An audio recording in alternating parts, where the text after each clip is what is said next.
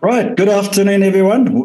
Warm welcome to today's webinar. It's exactly 12 o'clock. I'm excited to bring you a dynamic session, promises to deliver both insight and inspiration.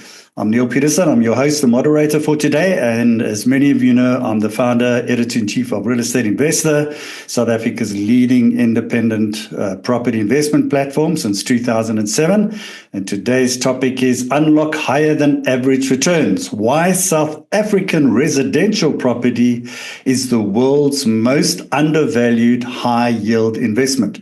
And we joined by an exceptional panel today of experts, both from the property investment sectors and also data. And we'll be introducing you to them very shortly.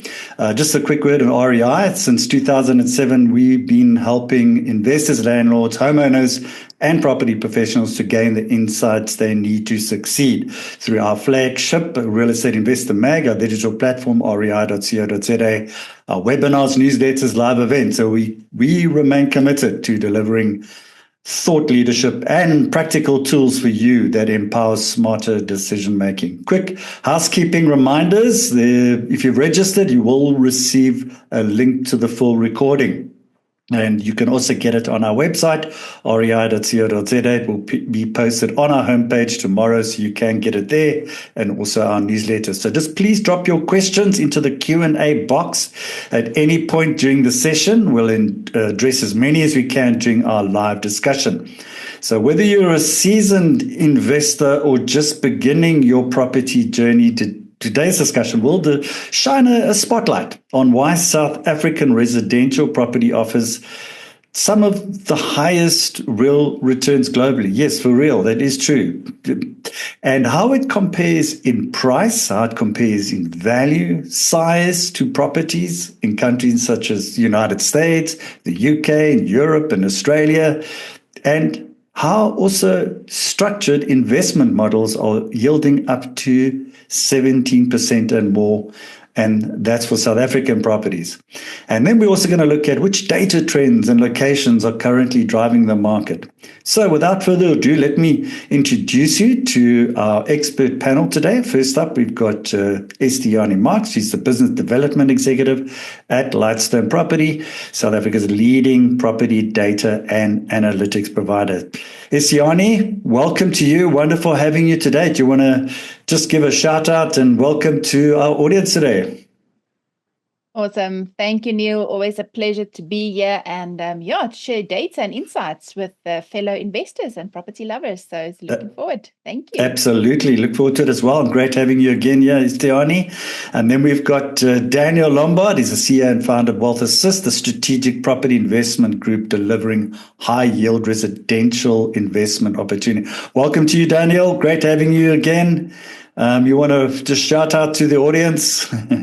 Thank you, Neil. Thank you for the privilege to be here and share some information. And I trust that it's going to really help our real estate investors out there to see a bit of the light, which I think sometimes are overshadowed by all the noise of political and various other things. So I trust that this really will mean something. Wonderful. Great having you as normal. Daniel and Gerard van der Veste is a Director and Chief Investment Officer at Wealth Assist. And he is also understands strategic investment planning, structured solutions, a specialist in that area. Welcome to you, Gerard. Do you want to also give a shout out to the audience there? Thank you, Neil. A privilege being here. I'm really looking forward to discussing some of these aspects, and you always present us with an opportunity to think about what we're doing, and I'm looking forward to sharing that. Wonderful. Good. So without further ado, and we always have robust discussions here, and I also encourage our audience to engage all the time with us to ask those questions, even to challenge us at times. And so first of all, what I'm going to do is let's start looking at the South African property market. Let's look at the numbers and get an idea of the market context. So first up, I'm going to ask Estiani. So based on Lightstone's latest data, what does the national landscape look like in terms of residential performance across regions, price brands? So I'm going to hand over to you now, and you can take it from here. I know you've got some very interesting data to share with the audience just to set the scene for today's discussion. Thanks very much, Estiani. Awesome. Thank you. I'm just putting it in presenters mode, and I'm sure you can all see. Yep. All right. So I think the first of all, as you've mentioned there, Neil, it's important to understand the landscape and just to understand, the lay of the land in terms of real estate for South Africa. So looking at that, over the last 6 years, we obviously tracking the number of sales that's happening as well as the values of real estate. So we did see a little bit of a dip 2020, and I'll just in the next slide I'll take that a little bit further back just to give context. But the dip was natural in terms of the COVID years, but we saw a nice uptick then in 2021 as well as 2022, which was quite surprisingly at first. But I think we all understand that, the interest rates at the time were relatively low, and the great investment opportunities and property opportunities was presented to buyers within the residential market.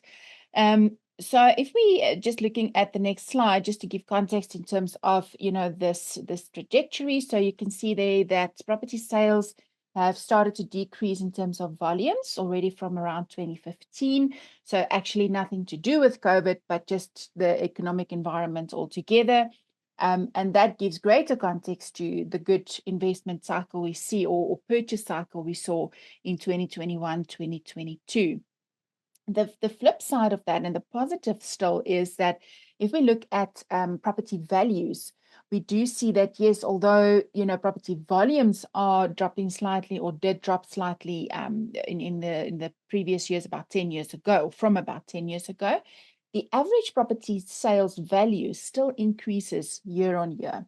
And as a property investor and in the property investment landscape, I think that is what we want to see. We want to see our investments grow and the capital appreciation that we have within the real estate realm and sector. So that is still very positive in terms of property. So just to give further context in terms of sales that we see and have seen over the last 10 years, we all understand that a majority of properties are based within Gauteng. So if we look at the graphs there today, we'll see that the euro represents the sales within Gauteng. So sitting with about, let's say, 35% in terms of the number of properties in the country at the moment. Second to that will be your Western Cape, sitting on about 20% in terms of the number of properties, although about 30% in terms of value. So that's very interesting.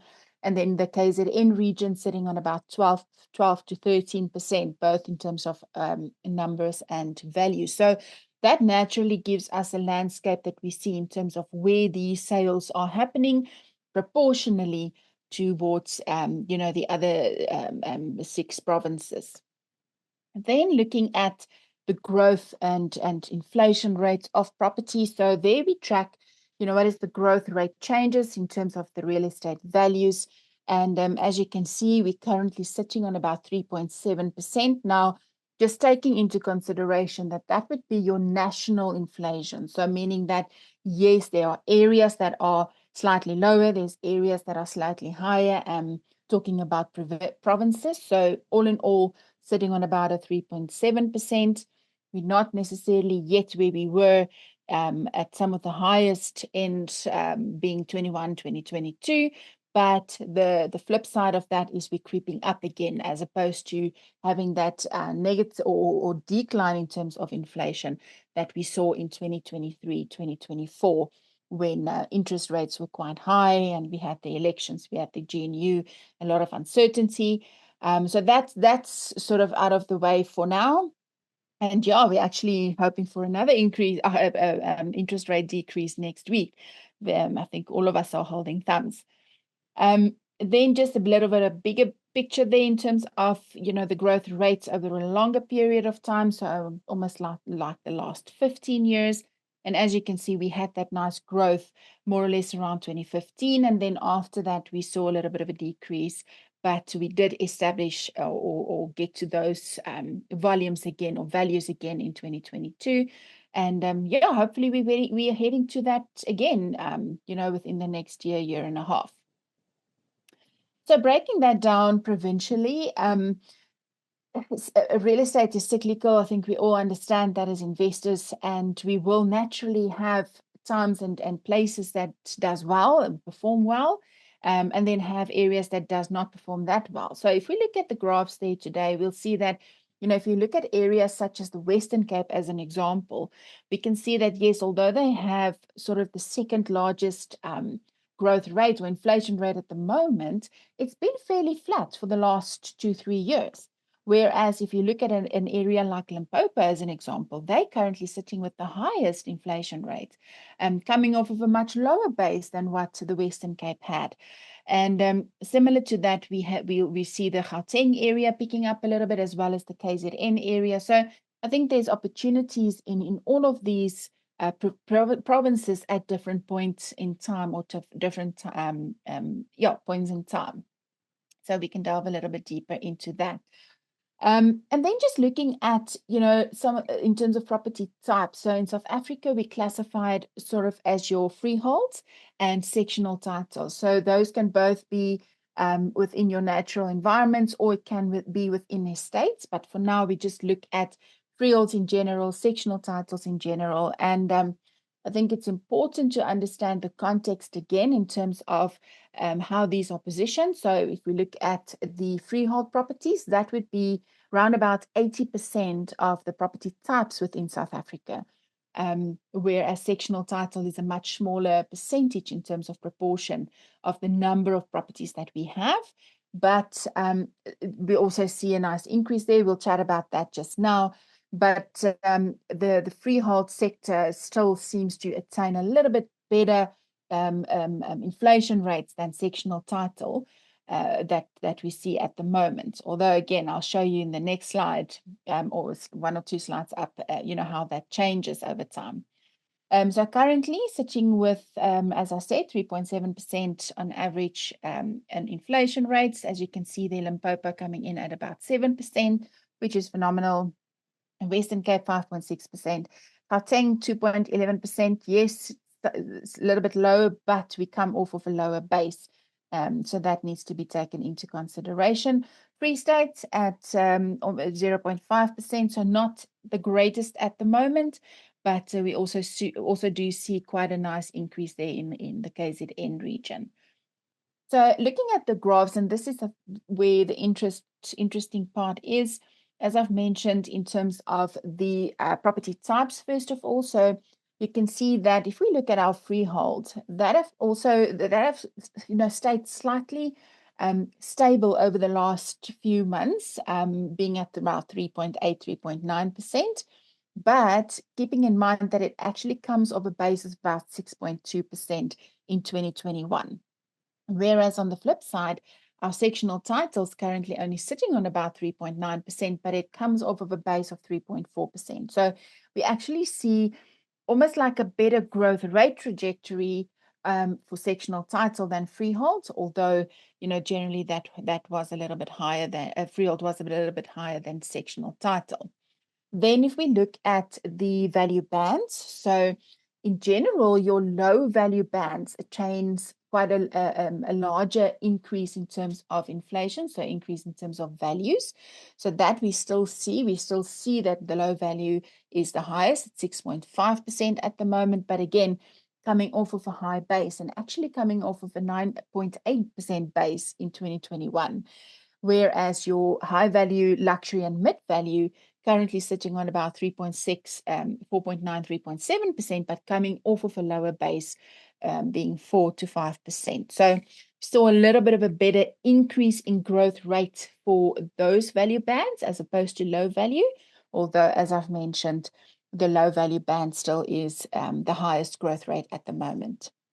And then if we look at from provincial aspects, city of Gauteng, currently sitting on about what we saw 2.2%, but again coming off of a low base. So there was a point in time in 2023 where Gauteng actually had a negative growth rate, together with KwaZulu-Natal, which is obviously, not ideal, not what you would like, but happy to report that those growth rates have established since, or stabilized since, and we actually saw a little bit of an increase there again. So I think there's a lot of opportunity. Real estate seems to be finding its feet again. Individual investments as well as in your REIT space, and also a little bit of your smaller towns. So we can maybe talk about that a little bit later in the discussion.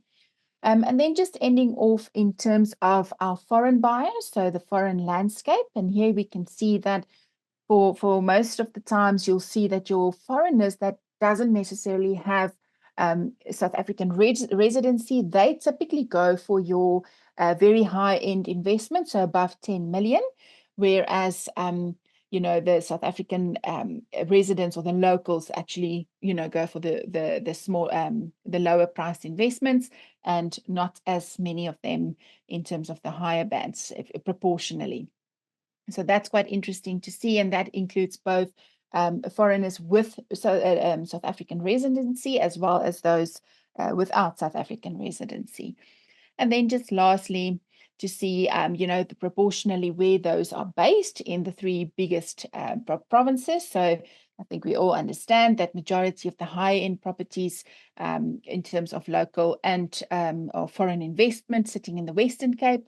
Second to that, Gauteng. Thirdly, will be your KwaZulu-Natal area. So yeah, I think we are positive also for the foreign investment space. We do see a little bit of an uptick there as well.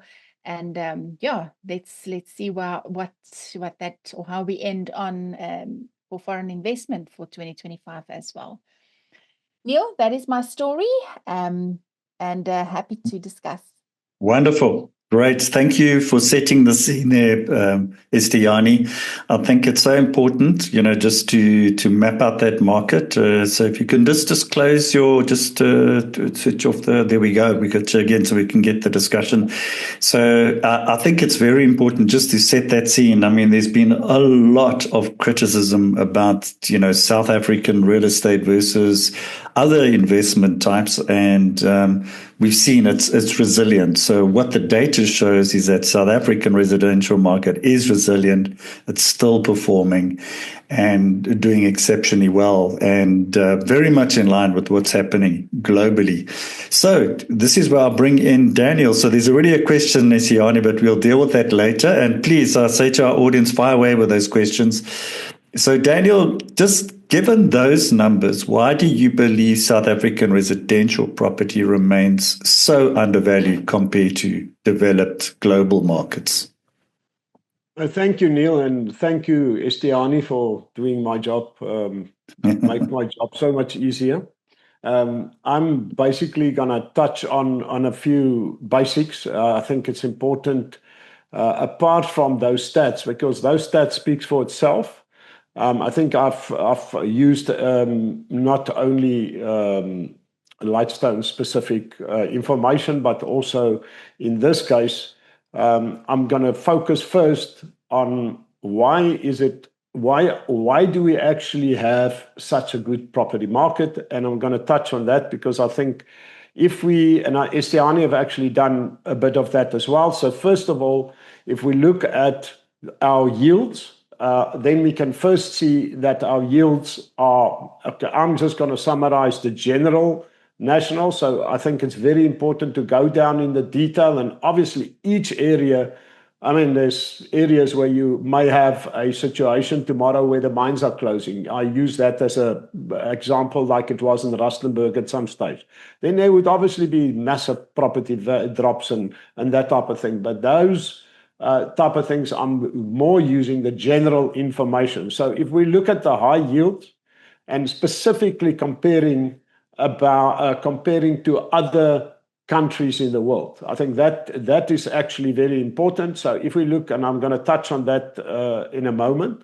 So at ours, we look at rental yields of about 5 to 8%, vary between freehold property as well as sectional title. As we know, sectional title is slightly higher, give you higher rental yields of about more closer to 10%, where you look at freehold properties, which depends on the price range, etc., which will normally be in the region of about 5 to 7%. And if we look at the capital growth over the years, and I'm again using the general, and this is literally coming from the FNB properties barometer. So if you look at that, that's the averages. The averages was about 7 to 8% annual over the last, and then I'm talking about nominal growth. So please take all those things into consideration, which Estiani just mentioned, of how does it compare to inflation and all those type of things as well. Then she touched on foreign ownership, and especially in the higher price range, we see that we have in Wealth Assist, we have specific corporate private investors, family offices, those type of things that invest from offshore into South Africa. And why are they doing that? Is because of these returns. The low cost of entry is very important. And I'm going to touch on that when I get to a bit of values on one of the later questions, where I want to compare a bit and look at some of these returns. I think the next slide from FNB House Price Index will illustrate the highs, the lows over the last 25 years. So if we look at there, I brought in a bit of the real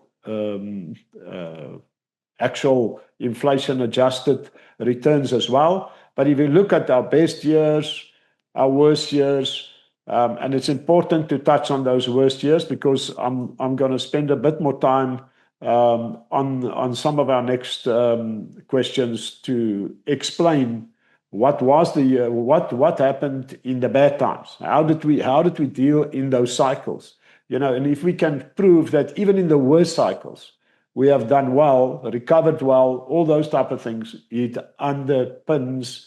And those are the things that underpin a good real estate investment. It can go through the cycles. It can show that it actually proves that it's doing well, even in those type of things. Then if we look at our underlying strengths, which I think is very important to focus on, which Estiani also touched on a few of them, the urbanization side of things, the population growth, if we look at the rental demand, and there's specific reasons why our rental demand is substantially better than most other people, and those type of things that we will touch on gives you the concept on why will our rental market stay strong? Why is our middle class, only a very small percentage of our middle class actually owns property? A very large percentage of our people do not qualify for mortgage, like 43% of the credit consumers. So what are they doing? That means they have to rent. And that's obviously the demand, the big shortage in the residential property market. They talk about 2.2 million in affordable price brackets. That is a shortage of homes. And they only currently are building in the region of 75,000 properties. And I'm not even talking about the lower price ranges. I'm talking the average price range. So those type of things are actually telling you that the demand will just grow over the time, and therefore we can look at those type of things. And then obviously the hubs for us is important. That's why the migration to Cape Town, other areas like the Garden Rue George and those areas, you see huge growth there at the moment. Limpopo, that's why they've also done quite well over the period of time. And then obviously touching on one or two prices at a later stage, I will share a bit of what are we looking at if we look at returns, comparing in other specific other countries. So, and I'm just going to touch on some of the rental yields, which we should look at. And if you look at, and I'm just using the countries that you listed there, Neil. For instance, if you look at United States, you're looking at rental yields, gross rental yields of 2 to 5%, comparing to what we're looking at. And you're talking about nominal growth, so very much similar to South Africa. Canada, 2% to 4% on rental yields, all in the negative when it comes to capital growth. For instance, in Canada. United Kingdom, we look at 3% rental yields, 10% capital growth, but that's also just in certain price brackets. And if you take the real, taking inflation, and then it's actually in a negative. So those type of things is if you look at other countries, there's a few that's really doing well, but it's also ones that's got other risk factors similar to the South African market, that type of thing, that shows you that those kind of growths, I mean, take Netherlands, they on a real negative when it comes to capital growth. And so those are the things that we can compare and see, okay, how good is South Africa in that line? And I think that comparisons we can make available for you, it's really shows the South African market strength in that situation. Okay, excellent. Thanks for that, Daniel. Because it's probably worthwhile also to unpack the pricing as well. Because if you start looking at your price of real estate, the barriers to entry overseas, you have to put down big deposits and that kind of thing as well. And it's really the rand hedge, which we're going to talk a little bit about a little bit later. Yes. So price and value return, I think in South Africa is a massive thing. So Gerard, from a portfolio perspective, what makes a South African residential property deal investable, specifically now in the current climate? Well, Neil, I think firstly, if you want to be an investor in property, there's some principles that you need to apply and understand. And I find myself listening to investors, and then I say, are you actually a speculator or are you a property investor? Because it sounds like you are speculating and it will give you wonderful returns, but the downsides could be much worse. So what I wanted to just touch on is that every deal has got certain economics around it. And if we can show the slide, then I'll just touch on these three pillars, which I feel is quite important. Firstly, your property valuation. Because, I mean, property valuation and the value of the property is the first step. It's the capital side of things. It is determined very much by the purchasing price of it. But if you have that wrong, it doesn't matter what you're doing afterwards. You have an issue. There's no doubt. So your property valuation and the methods of getting to the answers is actually critical because it needs to have the ability to produce an income. So in my mind, if you want to buy land and speculate with it, it's something totally different. But if you want to generate an income-producing portfolio, the ability of that actual property is a fundamental principle that you cannot just ignore. And if you buy too high, as we see now in Cape Town, I mean, superb capital values, but the reality is that the income-producing side of things is on a different sphere compared to other metros in South Africa. So understanding that portion. Then obviously you must have the ability to do your cost management. I find myself looking at the cost from municipalities, the rates and that type of thing. Suddenly, you know, even the levies forming part of it. I mean, at this stage, you're seeing a property in the Western Cape, R1 million flat, and a shortfall of about 4,000 rand per month on that R1 million investment. So you must have the ability to manage those expenses. And in my mind, the two main aspects after you've bought the property is the maintenance how to mitigate the risk on that side of things. And then obviously the municipality side. If you have a municipality that gives us clearances after 6 months of asking them, it has a major effect in terms of the transfer of the property or the selling of it and that type of thing. So it forms part of that aspect. The last leg for me is the security and the risk that you build in. Now, mainly it's determined by the level of legal agreement that you have. And most important, the ability to apply those agreements. I mean, if you read some of these rental agreements, you know, it's like going to the High Court even to stand a chance to get some action there. It's in some cases so impractical that I think we need to consider the fact that your legal agreements will protect you as far as you can apply them. And most importantly, you know, in that aspect, your asset must be protected and your income source.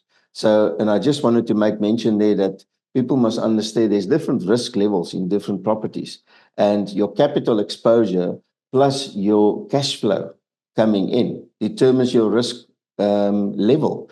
And if you can understand and diversify in that aspect, you will say, but I understand that I've got a higher income. It's like long-term planning. I mean, if you are closer to that point that you want to retire, for instance, please don't go into the highest risk spectrum of properties and lose it all, because you can. The bubble in property is much harder than the bubble in the JSE, and people must understand it. Great. I think thanks for that, Gerard. I think there's some good advice and some golden nuggets there for investors, and hopefully you're making furious notes there. Istiani, just on the data side, what are two maybe emerging hotspots? Because you work through a lot of data. And what are two sort of emerging hotspot segments that investors just may be overlooking? Because we tend to look at the data and we say, right, that's it. But is there something maybe emerging or something that comes out to you that thinks, hey, what about that? No, look, I mean, I think the reality is once we have the data, it's almost too late, no, because then it's already happened. Yeah.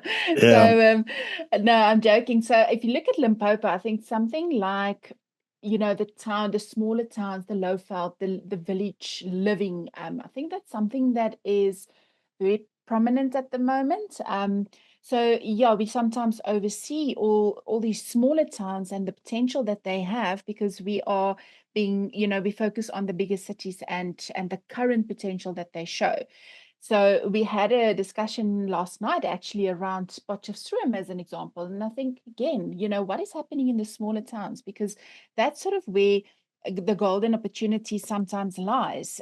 You know, it's underdeveloped areas with great potential, or new facilities coming on board in certain areas. So talking about, let's say, your either shopping malls or your medical facilities that are being positioned in a specific area. So we also saw that in Lesedi, in the sort of the more the east of Gauteng. You know, I think, yeah, that's for me is areas that we don't always look at, but there may be something there that we may be overlooking. And then just from a property type perspective, I think the sectional title world is something that we should also not overlook. The number of properties coming onto the market for sectional title is something that I think showing interest in that specific property type. And then also the value that we get. And I think Daniel or Gerard just mentioned the yields that we also get on that property type sometimes is a little bit better than your freeholds. So yeah, I think those two things. No, absolutely. No, I think that's really good insights there. And, you know, I've got a perspective also that, you know, the Johannesburg market at some time is going to bounce back. Because if you start looking at pricing and you look at value I mean, you're getting double the size properties in some for half the price. And you know, and look, after, you know, Cyril Ramaphosa with the Americans yesterday, I think there's an emphasis on the G20 that Johannesburg has to upgrade. And I think they need to immediately get a minister of potholes and a minister of robots. And I think they could speed that process up very, very quickly. But I really think it's an underestimated market sector that could really, I think, in some way, really, and I think the value in Johannesburg is incredible for that. And if they could fix that, and along with the crime and that kind of stuff, that's my viewpoint. But I think, thank you for pointing out that Limpopo market is also very interesting. Great. Okay, so, and there's also a question there, who's driving the growth in Limpopo? We'll get to that a little bit later, Kapano, so just hold on there. Gerard, let's talk about the Semigration, because obviously Western Cape seems to have got the most benefit from it. And let's just talk about that and the rise of lifestyle, driven living, changing where people are choosing to rent and buy. Do you want to maybe just elaborate a bit on that? Well, I think when you speak about Semigration, it's all about lifestyle, as you say. I mean, it's definitely got to do with the security, the work environment, education. My family, I spoke to a guy. He's in Joburg every week. His family is now in George. They've got 2 businesses. His one daughter is now also in Joburg back again, but they're flying back every Friday for the weekend. So I think that is fine. So I've said to my own children, you must understand that you can buy your lifestyle, but be sure not to do it at the cost of your personal economy. Keep investing. So if you're renting a place, which we find now more and more, it's not even province on a national basis that they're doing it. You actually find that there's a tendency that people actually go and rent a flat in the northern suburbs, and when they're not keen on it anymore, they go to the southern suburbs. Just same lifestyle, but just different place. So Semigration within the province, I find, and is also happening, and it is. I've spoken to some investors, and it is definitely a thing that people are starting to buy their lifestyles. And then I say to the investors, just make sure that you use your capacity to invest. I mean, you can buy a better lifestyle by renting that place, most likely. If you look at, especially in Cape Town, then what you would have been able to afford when buying. So, but the reality is, I think also that people forget, now I cannot get into that market segment. What do I do now? Now I go and buy a rent, and you know what people do? It's debt and it's lifestyle, buying a car. And I'm saying, make sure that you use that capacity, that exposure that you can take with the banks and invest. And that's what we're all about. Great. So, Daniel, let's look at the international investors. How does the weaker rand enhance the investment case in South Africa? Because, there's pros and there's cons. Certainly, if you're going to invest offshore and the rand weakens, you get the benefit, but it could also have a reverse effect. Your thoughts around that?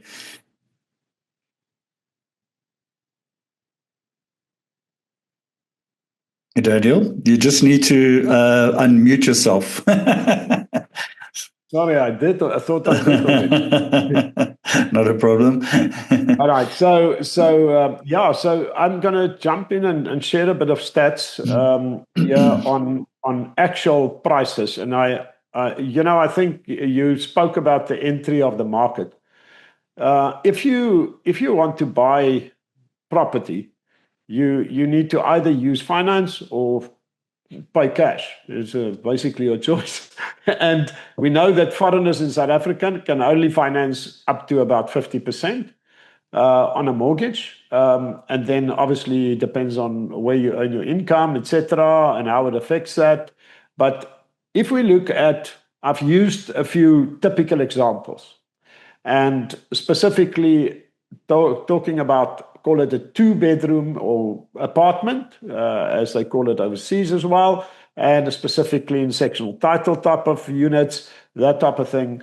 If you look at what is the entry market in, for instance, in the Greater London, and I'm saying that because I'm using more the average price range, then we talk about £550,000. And if you look at that in the rand value, it gives you about 13.2 million, which means if you compare to what South African property, what you can buy for that, you can actually buy 6 of those units in South Africa. So, and I know it's, but you have to look at what can you do anywhere in the world with the same money. And that's where you come, and now you're talking about, then we also talk about the rental income on that compared to that, which is higher, that you got there. So if you start comparing that, now we can just use Australia. Typical example, 2-bedroom, same story, 800,000 Australian dollars gives you 9.6 million rands. In USA, New York specifically, we're talking about $1,200,000, which is about 22 million rand for a 2-bedroom flat that you can buy. Now you must think about what your return's going to be, all those type of things that it affects. Canada, we're looking at about 850,000 Canadian dollars. It's about 11.3 million rands. So the best one possible, if you go to Germany, you're going to pay 400,000 euros, which is about 8.4 million. That's the lowest one of the group. So if you just compare that for a start, that's why for a foreigner, not even now talking South African, if you want to invest offshore, you first of all have to be able to use finance there. You have to be a resident. And secondly, if you are not a resident there, you have to pay cash for it. Then you can work out what your returns are comparing to what you can get in South Africa. So we are really, comparing to the world, are very low-based entry market for that. If we look at a 3-bedroom house, I mean, the ranges are even worse. You know, in London, you talk about 750,000 for a 3-bed, 2-bath, 2 garages, that type of thing. And if you go closer to the coastal areas, then it even grows substantially from where we are currently talking about. And there you would pay 18 million for a similar house, 14.4 million if you take Australia, the US 28 million, 14.6 million in Canada, 21 million in Germany, 31 million in France, Ireland 14.7 million.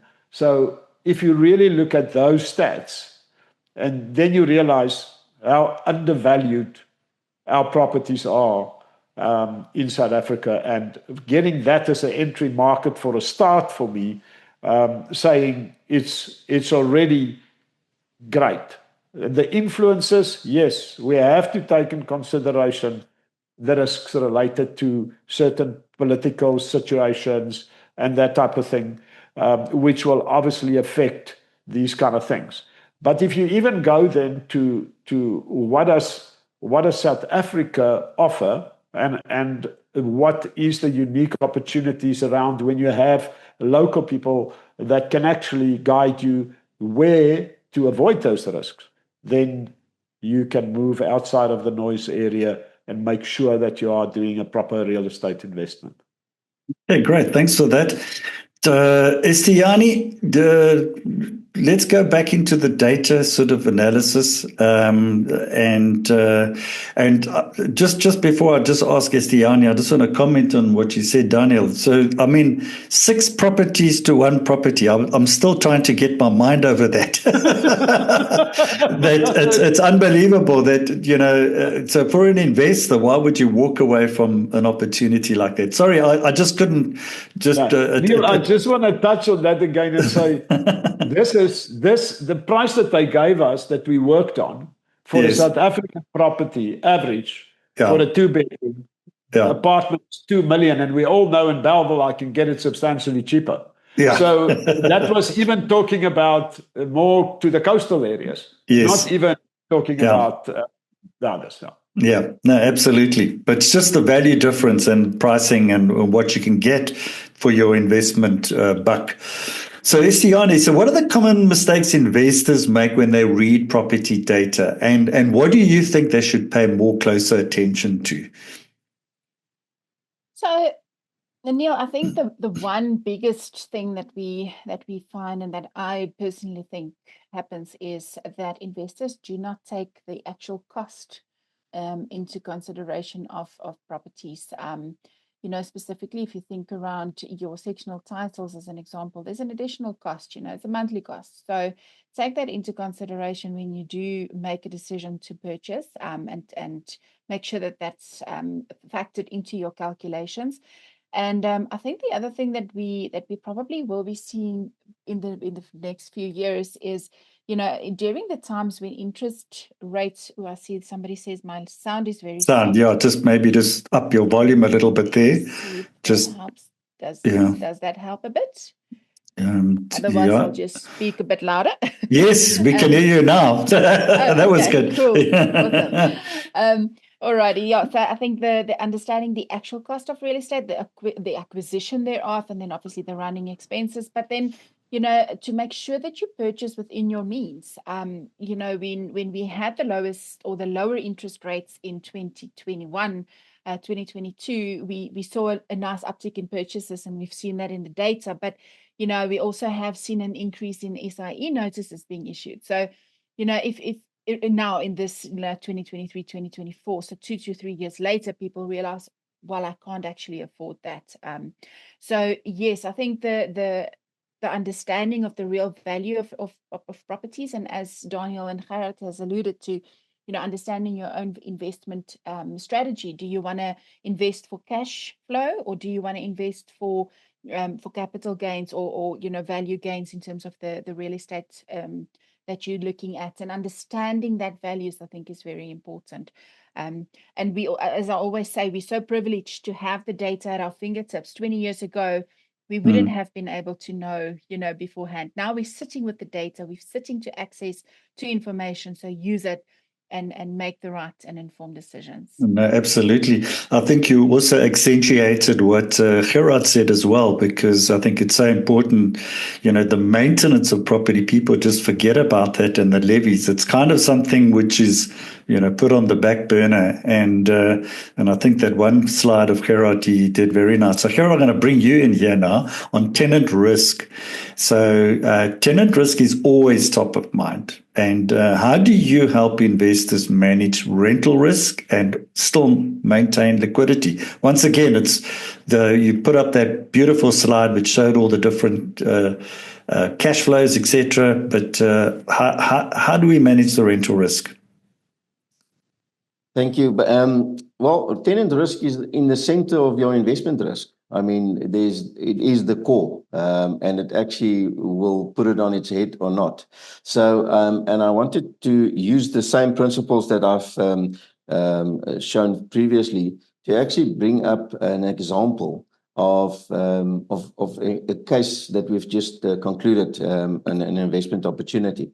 And you will see, obviously, starting with price. Our deals are on a maximum exposure of 75% to market value. So this is what the purchase, the OTP would say, 750,493. Then we're looking at the expenses, the net rental it's ironic how many people come to me and say, listen, I want to buy this. And I say, show me your numbers. And then they fall around. So you need to know what your net income is so that you can understand whether this is working. So our net rental calculation in this case was prime plus 3, as you know, 105,000 per annum income. And then we work in a capital growth of between 4.75 to 5.25 per annum. So that gives us a net ROI of 17 to 17.5% on the assistance value, or as we call it, the OTP value. So, but getting to the risk side, I mean, I said previously, your agreements is absolutely critical. Your on all levels, for that matter, and title. I like stuff that happens in title. So sometimes people go into structures. I says, well, where's the title? Just it's like going to the title. Then I'm happy. But I think what we normally, obviously, on our side have 3 months. If you can get longer as a rental deposit, it's absolutely critical. So you can protect that side. The difference with ours being that we can apply our rental a bit wider. in our agreements because we've got a triple net lease type of scenario and there's other factors in play. But for our listeners today, and we have a special addition to our model. And you can go to and we call it a tenant rental warranty. So by definition, this is what it is. It refers to a guarantee provided by the tenant or the property manager that the rental provisions, the property maintenance, the ancillary services required on the property will be met by the tenant as defined in the agreements during the rental period. Now, what that means in this specific deal that we've just shown you is that we have it's a triple net lease, so the maintenance is for the account. We never get a phone call. My geyser is just, well, we do because then we claim it. But my toilet is doing this or this, or my bulbs is flat, whatever the situation is, we don't get those calls. It's for their account on our model. Increases in municipality rates, levies, interest rates for their account. So that is a critical aspect of us. But lastly, and this is where the warranty comes in, is obviously protecting the rent. So now our model has shifted where we actually have on trust the reserves for the full term of the lease agreement. So suddenly there's no risk involved in terms of your income on the property. And if you have no risk, there's no default, and that gives you the platform and the foundation to secure your growth on the capital side. So you are the first that hears about this warranty, and I can assure you that it gives so much benefit to the real estate investor. And as we would say for our international guys, now this is what you want to get into. Coming into South Africa, foreign country, come to us. We'll be able to give you some surety and security in your investment. Okay, great. So I think, can I add there? Yes, of course, yeah. I think the fact, and I think Gerard doesn't really put it straight out, like there lies on trust. If your rental agreement is 2 years, then there will be 2 years coverage for your rental, for your rates and taxes. Everything is covered for that 2 year, and there is actually no chance for the tenant to default. Now, if you can get more of those kind of opportunities, phone us, please. We're looking at them. Okay, great. All right, so Daniel, let's just go back to the whole sort of international sort of thing, because there's a lot of economic and political uncertainty.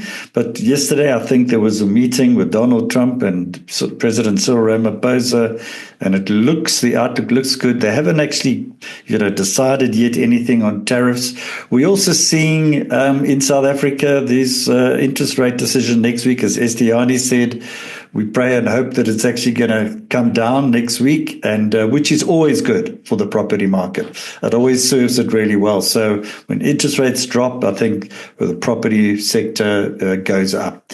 So what are the real fundamentals telling us? Because there is a lot of noise, and there is a lot of economic and political uncertainty.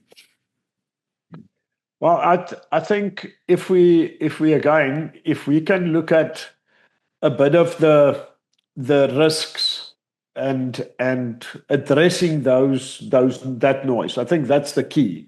What happened over the term, and there I will show some investors assurance and give some recession stress tests that we've done, because we are in the specifically in the, can I call it, impaired/distressed real estate market. That is our focus area. We have done a proper research on that. And if you look at that investors assurance test, you'll see there that in the normal last period of time, I think it's 30 years that we've done the research on, we have clearly seen that the biggest recession, and a lot of people don't actually understand where it's actually coming from. And I just want to touch on that, because I think if you can actually get over apart from the normal property cycles that goes up and down, which we all understand, if you can look at the worst political situations over this period of 30 years and what happened in that time, because most people don't understand that actually the biggest influence on any property values are the political side. Okay, that's number one, a very high risk, which you will always have to manage well, and make sure that you know what's happening in that country. And therefore, you need local people in that country knowing the more in-depth challenges that lies within that country, for a start. Secondly, if we look at the worst time, and most people don't actually know, but when in 1994 we went over to the new government, that was the worst drop in property rates ever in this country. Okay? And it really dropped with 11%. I'm using the averages in that term. And it shows you that even in the cycle of 2008, the average was closer to 8%, that type of thing, drop in general. And if you look at COVID-19, which is a real event, which should have influenced property substantially more, it didn't. We stuck through those times. So if we take all those situations over the past period of time, then the worst drop was, as I said, closer to 11%. But after some research, we also looked at the situation where we realized that the recovery period is actually substantially less. And that for 2.5 years, which is the worst time, that was in 2008, for us to recover, is literally not a long time. You know, if you look at the real property investment, you shouldn't be looking at 1 year, 2 year, that type of thing. You should be looking at 5 years plus. So if that was the case, you would always have had that proof that over these terms, with all these turmoil, all these political issues, all these type of things, it wasn't such a big issue on the end of the day. So I think that for me is number one. And then a big key for me is local investment. If you are local knowledge, local specialist, you do need that locally. I don't care where you want to invest, get a trusted partner that can actually help you determine the area specifics and in areas, etc., making sure, because if you look at our wealth assist, how we enhances those things, you know, we do a lot of things. We've got different products, etc., that we have that gives you necessary transparency, whatever you require in that situation. You can get that information on sale products, on buy to let, buy lease back products, whatever you need to do. And we understand the need in South Africa and where the need lies, so we can guide you properly to do that. And if you look at our returns just over the last period of time, that we were able to do for the different types of products, you'll see that we were able to really do substantially above what most other countries can actually offer, not even talking about the normal buy-to-let market, etc. And even on our on-sales, which you'll see the returns have dropped over the period of time. And I think Estiani's explanation of the sales that dropped, higher interest rates, etc., were part playing in that. But we'll see next year and the year after, I think we're looking up at some quicker sales, lower interest rates, that will fire up the market again when it comes to that. Excellent. No, thanks for that, Daniel. I'm just conscious of time here. So what I'm going to suggest, Estiani, we got the two questions, and I think both pertain to you. The first one was, can you explain property inflation? Now, I don't expect you to give an economics lesson here, so because that could take a long time. But I think in short, what the question was when you put up that inflation slide, and we saw, I think Limpopo and Western Cape did really well. So that's on the one hand. The second one is, which you mentioned, is Limpopo, and what's actually driving the growth. So I think they're two valid questions.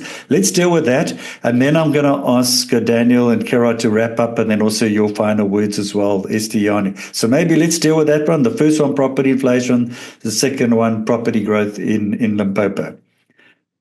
Cool, awesome. So property inflation, there we look at the change in price over time. So quick and simple, what's the price today, what is the price tomorrow, and the increase or decrease in price over time. So yeah, it's almost like your consumer price index, or CPI, but for property specific. So I hope that helps to understand, but happy to give a bigger or better explanation if needed. And then Limpopo, I think it's all around demand. Hey? I mean, if property prices are very or relatively low in a specific area, that will drive demand.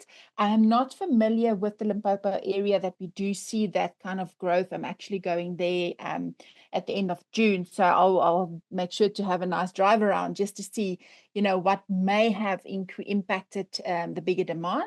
But yeah, I think the biggest factor in increases in prices is the demand. So lower prices, bigger demand will shut up until that actually then reaches the ceiling as well. We'll see a little bit of a dip again.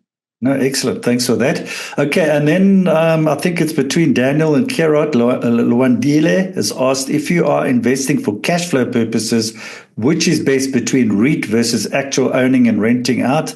I'm going to give you a minute to answer that. Who's going to take that between Daniel and Gerard?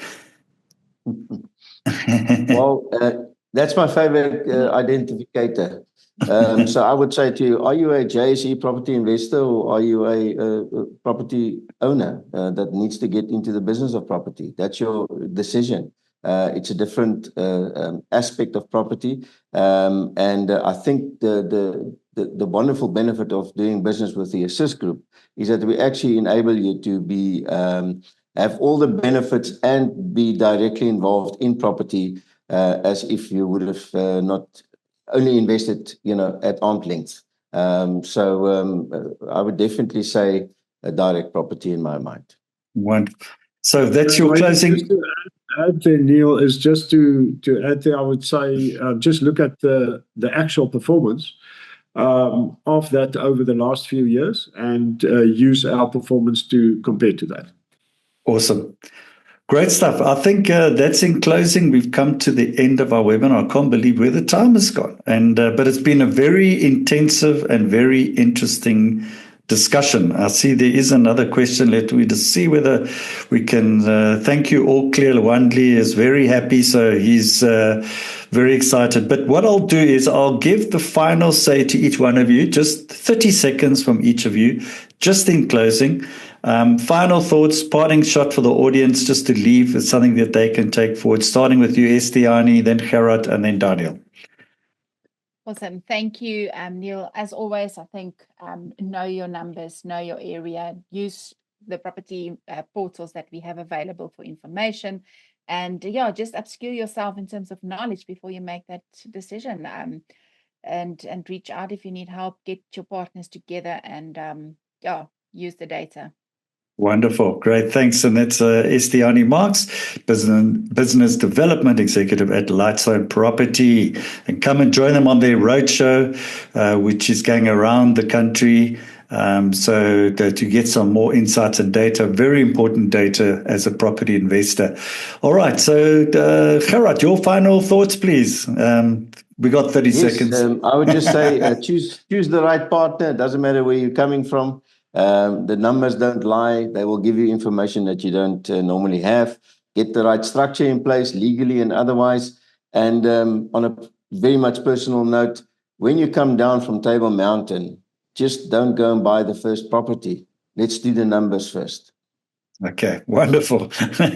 And Daniel, your final thoughts, please.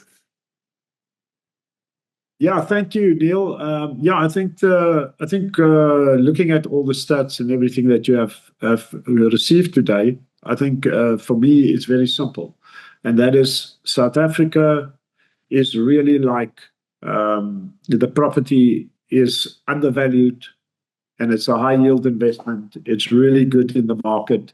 And I really believe that our protective mechanisms in the country are all those type of things, taking all in consideration, make South Africa a real good spot to do residential real estate investment. Wonderful. And that's Daniel Lombard. He's the CEO and founder of Wealth Assist. And wonderful to have you all. So once again, thank you to our expert panelists, Estiani, Daniel, Gerard, for your time, your insights, your expertise. And if you'd like to connect with any one of today's panelists or with our team at REI, you can either email us at info@rei.co.za or visit our website. The contact us is a contact us number, or reach out directly to Lightstone, or reach out directly to Wealth Assist. And so please make contact with everybody. So don't forget to join us next week. It's going to be next Wednesday, not Thursday, because we also have another event on Thursday. So it's on Wednesday, the 28th at 12 o'clock, same time. You just register. There is a link below there, or go to the website. And we're going to be talking about short-term rentals, profit potential here in South Africa. So finally, a real sincere thank you to all of you, our audience today. And I know a lot of you have actually hung around right till the very end. And so we really thank you for your input and for your attendance. And as we leave today, hopefully you've got some fresh insights, some new ideas, and more confidence to take your investment strategy to the next level. And until next time, this is Neil Peterson alongside our panelists, Estiani, Gerard, and Daniel from REI, wishing you success and smart investing. Goodbye and take care. Thank you, everybody.